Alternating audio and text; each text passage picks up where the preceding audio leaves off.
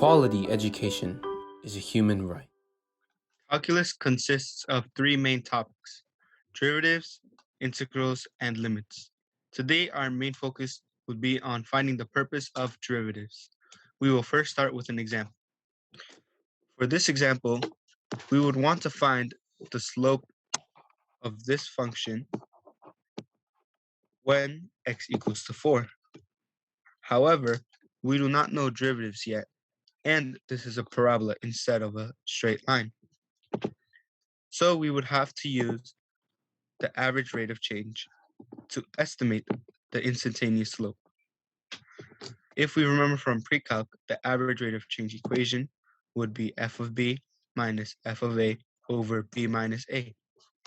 To start, we would use points 0, 0 and 0.6, 9, which would be this green line. So we would start by writing f of 6 minus f of 0, and you divide that by 6 minus 0.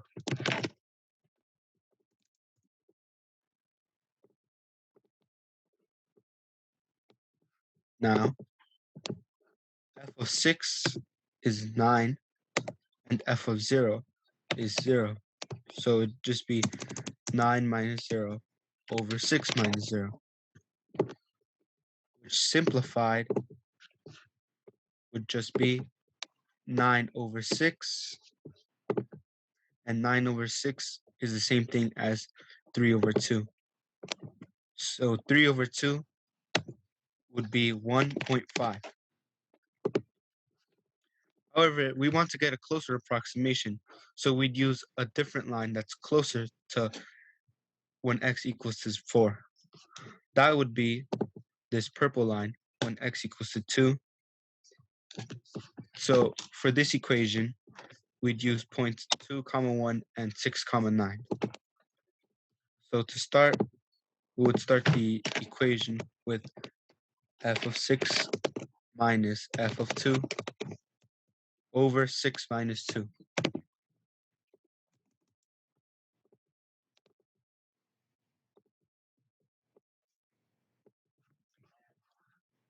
F of 6 would be 9, and f of 2 is 1. So it'd be 9 over 1, 9 minus 1 over 6 minus 2, which is just 4. So if we do 9 minus 1, that'd be 8. And 8 divided by 4 is equal to 2.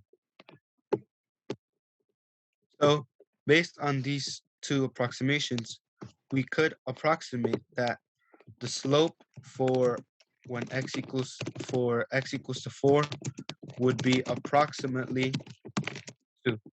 M would be approximately m equals to 2 because m represents the slope. In the next example, we will find how to find the actual slope using derivatives. Before we find the derivative for the previous example, we must first learn how to find derivatives and the equation we use. On the top, we have the standard derivative equation, which can be used to solve derivatives like the two examples that we have below. So to begin with, we'll find the derivative of x cubed, which is the same as x to the power of 3. So the first step would be to bring down the 3, and then we have to tackle the exponent, which would just be subtracting 1. And then, so we have, so now after having that, we just write it out as by subtracting, and the result would be 3x squared, or 3x to the power of 2. Now, for this example, we see that there's a constant added, but you don't have to worry because we can simply put the constant away from the derivative and solve as if it was it was just the derivative of x cubed. So we have 2 times the derivative of x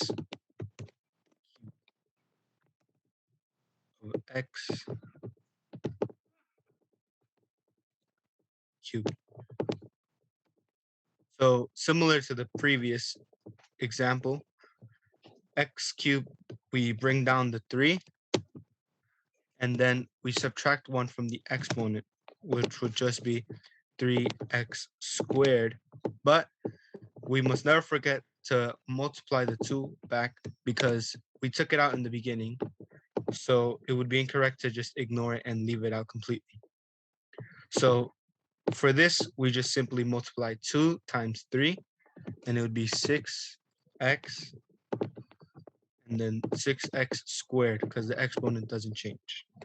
Now in the next slide, we will finally solve the derivative for the first example. So now we'll return to our first example and find the derivative of 1/4 x squared.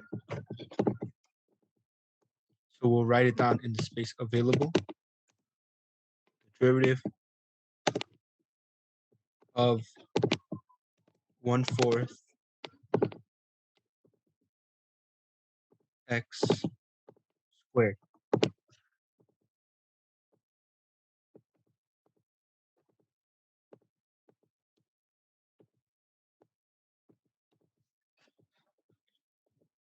Again, here we have a constant, which is 1/4, but we could simply move it in front of the derivative and bring it back later on. So inside the derivative, we only have the derivative of x squared. We follow the equation, and we bring down the 2 and subtract 1 in the exponent. So it'd be 2x, and then in the exponent, 2 minus 1.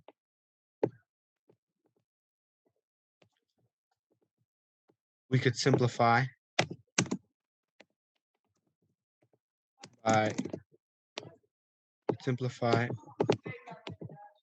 by just writing 2x, because x to the power of 2 minus 1 is just x to the power of 1, which can simply just be written as x.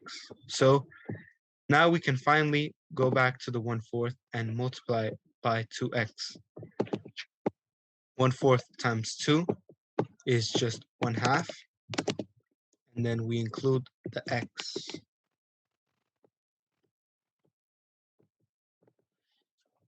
But if you remember in the first example, we wanted the slope when x equals to 4.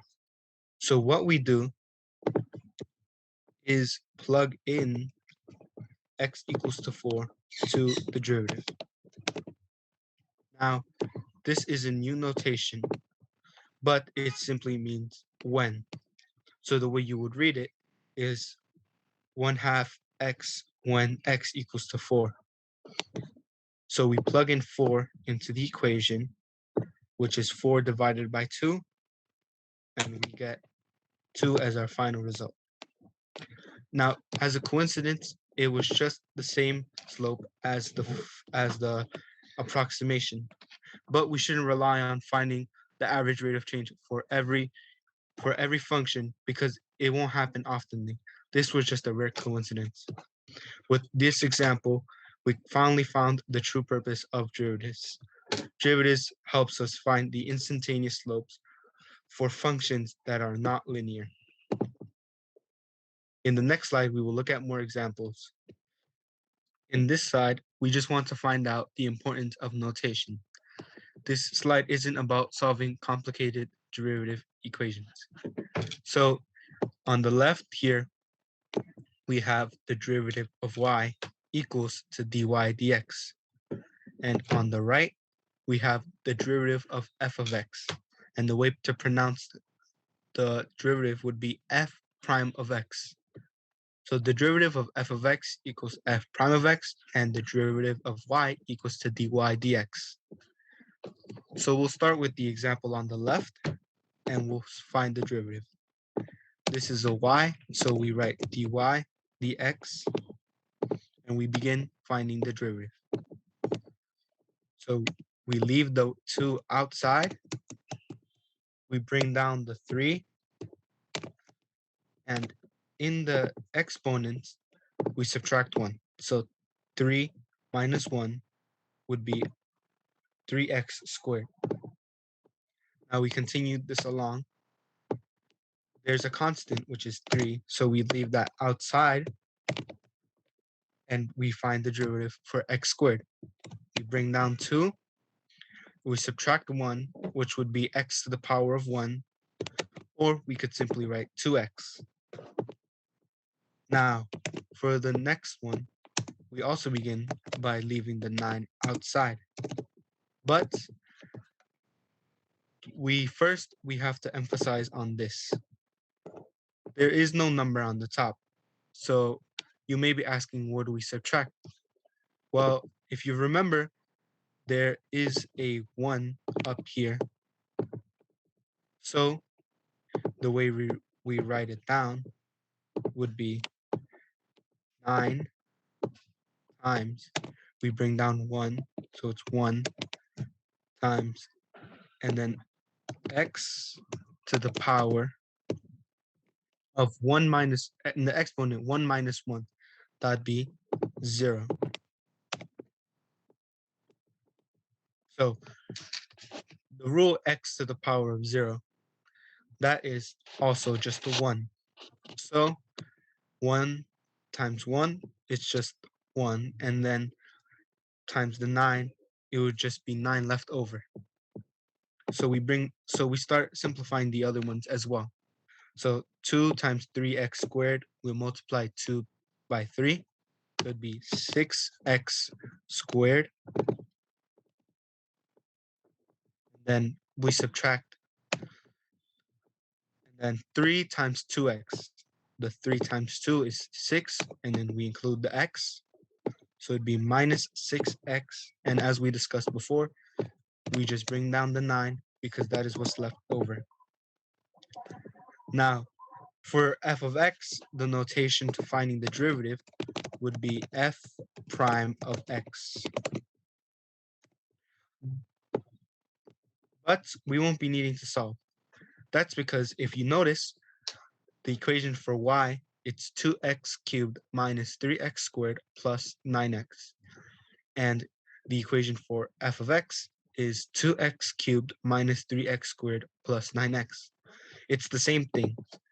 So we can save time by just writing the solution that we previously had found.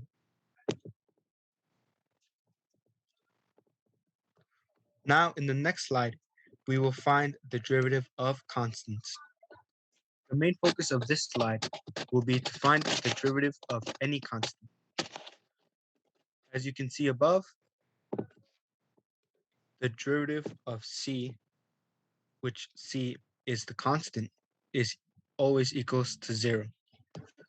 So the takeaway we want is to prove that the derivative of any constant is 0. So we'll start with the example on the left, the derivative of 5. As you can see, there might be a slight problem here since there is no x. But we could simply add our own x, and the exponent would be 0. X to the 0 is 1, and 5 times 1 is equal to 5. So technically, we did not switch the equation. We could just normally derive this now. So we start by leaving the 5 out. Then inside the parentheses, we derive. So we bring down the 0. And in the exponent, what we do is 0 minus 1. Now, this won't be a problem for us because, as you can see, we're multiplying 0. So that means this whole derivative is canceled out, and it will just be 0. Now, for this example, we have 9, but we don't have to do any work here. because as proven from the previous example, the derivative would just simply be 0. Now, the focus on the next slide will be to have examples so that we can familiarize ourselves with the notations. So for this slide, we will be tackling this problem. Now, as we can see, the question is asking for p prime of x, and we learned before that p prime of x is wanting to find the derivative. Now you could take a moment and pause and figure this out yourself to check your understanding. Okay, now we will solve this together to validate your answers. So we could start by writing down 12 outside, and then we bring down the 4, and then the exponent, we subtract 1. 4 minus 1 is 4x cubed. Now, for this example, I want to first find this one all the way. So 12 times 4 is 48, and the x cubed, we just bring it down. Now, this method is still correct, but what we could do is just the 4 at the as the top for this example. We could multiply by 12 immediately when we bring it down. So 12 times 4 is 48, as we got below. We again subtract 1 in the exponent, and we get 48x cubed. Now let's try this with the next one. Instead of bringing it outside the parentheses, we could just multiply 1/2 by 2. 1/2 times 2 is 1. And again, in the exponent, 2 minus 1. Now here we have 100. 100 is a constant. So from the previous slide, we learned that we could just write the derivative of the constant will always be 0. So we can already write plus 0 at the end. Now we could simplify this further by bringing down 2 minus 1 would be 1. So we have 1x to the power of 1, or just simply minus x. And then we don't have to bring down the plus 0 because it doesn't affect our derivative. Now for the next slide, we will focus on finding the derivative for exponents with fractions. On this slide, we have an example of finding the derivative with a fractional exponent. So we start finding the derivative normally. But in the previous slide, we've learned that we can directly multiply the exponent by the 4 instead of taking the 4 outside. So we have 4 times 4 over 3, which is 16 over 3. Now, inside the parentheses, we still have to find the derivative of x. So x to the power of 4 thirds minus 1, because that's the rule. Now, the derivative for a constant, which is 5 right here, would just be 0. So we include it here. And now we have to focus on simplifying the exponent for x. So we have 4 thirds. Now to subtract 1, we have to make the denominators the same. We have 4 thirds minus 3 over 3, which is 1. And we set that equal to 4 minus 3 is 1, so it's 1/3. Now we bring down what's left. So we have 16 over 3 remain unchanged. Now for the x, we have that the exponent is 1/3, and we don't have to bring down the plus 0 because it's not necessary. And for the next slide, we will find the derivative for exponents with radicals in them. For this slide, we will see an example with finding the derivative with radicals. So you shouldn't feel alarmed because finding the derivatives with radicals is the same thing as finding the derivative with a fraction. Now, to turn a radical into a fraction, we could look at the rule on the right so we could have a reminder. The c root of a to the power of b equals to a to the power of b over c. So now we can apply this to our example and have x to the power of 6/5. So now we could find the derivative. You could take a moment if you want to solve this on your own to check your understanding, or you can follow along. Okay, so now we'll solve this. So we bring down the 6/5. In the exponent for the x, we write 6/5 minus 1. Now to the right, we'll solve this by changing the denominators so that they are the same.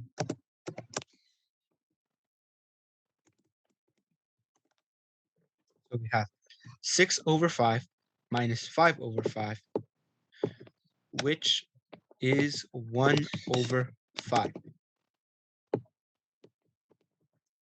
So now, last step, we bring it down. 6/5 remains unchanged. And the exponent for x is 1/5. Now, in the next slide, we will apply our understanding with derivatives in a word problem. In this slide, we have a word problem using derivatives. So we will start by reading the scenario. We have a train traveling from California to New York, and they're delivering strawberries, okay? So we have the speed, the units in miles, this is necessary, and it's giving us a function for speed. This is the function for speed.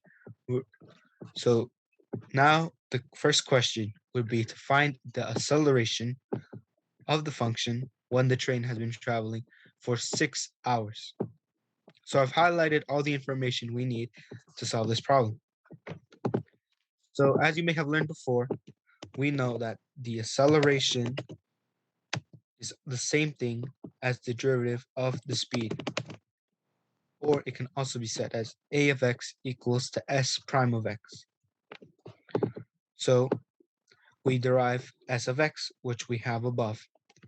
The first one is 4x cubed, which is we bring down the 3 by multiplying it by 4. So we have 12x, and we subtract 1 in the exponent.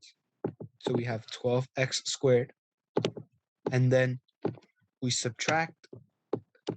we bring down the 2, and we subtract 1 in the exponent, which would be 2 minus 1, or just 1. And it's not necessary to write it down, so we just have minus 2x. And the 5, we know that the derivative of any constant is just 0, so we leave out the 0. Now, we have found the derivative that we need to find the acceleration, but now this question is asking specifically for 6 hours. So we use the notation that we learned before. Now this. So the way you would rate this would be 12x squared minus 2x when x equals to 6. Now we plug it in. So it's 12 times 6 squared, which is 36, and then minus, and then 2 times 6. We could continue simplifying by writing 12 times 36, which is 432, minus 2 times 6 is 12. So our final result would be 420 miles per hour. So this would be the acceleration of the train, and we have solved it. So in the next slide, it would be a continuation of this word problem. On this slide, we're using the same scenario as the previous question, but this time it's different. It's asking for the tangent line for the function when x equals to 6 hours. In order to find the tangent line, we will need to use the equation y equals to mx plus b. The first step to finding this would be to knowing the m, which is the slope, and the point, and a point, which is x1 comma y1. Now, we know the slope already because the slope of s of x would be the derivative. And if we remember from before, the derivative of s of x is the same thing as the acceleration. And it's asking that x equals to 6. So we want the acceleration of 6. And if we remember, it would just be 420. So we have the first part done. Now we need to find a point. So we know that they're asking for when x equals to 6. So the first part, we'd know that it's 6. And then we'd have to find the y value. We'd just have to plug it in to s of x. I'll give you a moment to plug it in your calculators. Now, if you plugged it in, you would get 833. So now we have both the slope and a point. So we could begin plugging in to our equation. We start by including the slope first, which would be y equals to 420x plus b, and then we could include our point. The y value is 833, so we plug that in for y, and the x value is 6, so we plug that in for x. So now we have 833 equals to 420 times 6 plus b. So now I'll give you a moment to plug in this into your calculators. 420 times 6. So now you get 833 equals to 2,520 plus b. Now the final step to isolating the b or the y-intercept would be to subtract 833 by 2,520. So we would get that the b or the y-intercept equals to negative 1,687. So now we have both the slope and the y-intercept. So now our final step to finding the tangent line would be to putting y equals to 420x minus 1,687.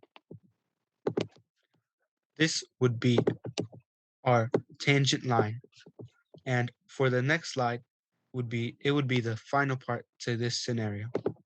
On this slide, it's the same scenario, but the question is different. This time it's asking for the normal line of the function when x equals to 6.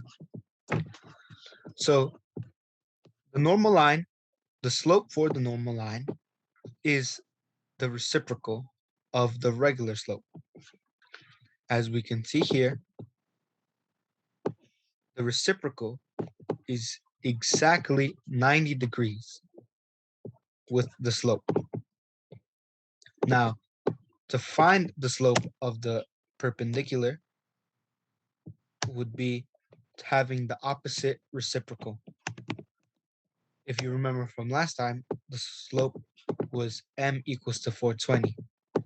So now we would have to find the opposite reciprocal. The opposite means that it's negative, and the reciprocal means you flip it. So it'd be negative 1 over 420.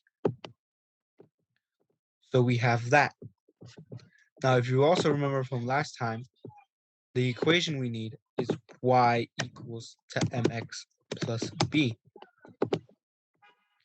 Now, the two key parts for this would be finding the slope, which is m, and a point.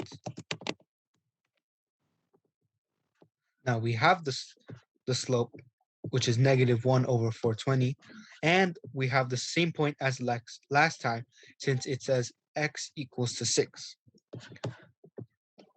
So it's 6, comma 833. So now we can begin plugging in like last time. If you want, you could go ahead and try on your own and check. I'll give you a moment. Okay, now I'll begin to solve it. So we have that y equals 2 negative 1 over 420 plus b. So we have just plugged in the slope. For our next step, we'll plug in the point. So it's the x point and the y point. So for y, it's 833, and that's equal to negative. Oh, up here, I forgot to include an x, but the x means that the negative 1 over 420 is the slope.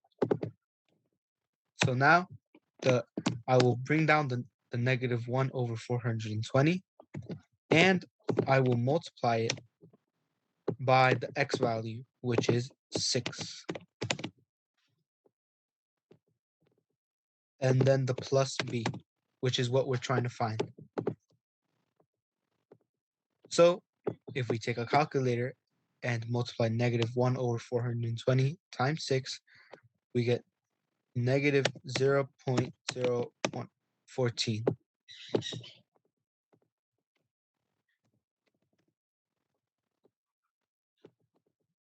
Now we set that equal to 833, and our final step would be to isolate 4b, which would be 833.014. Now, the only thing that's left would be finding the normal line, which is we have the slope, negative 1 over 420. And then the b, which we found was 833.014.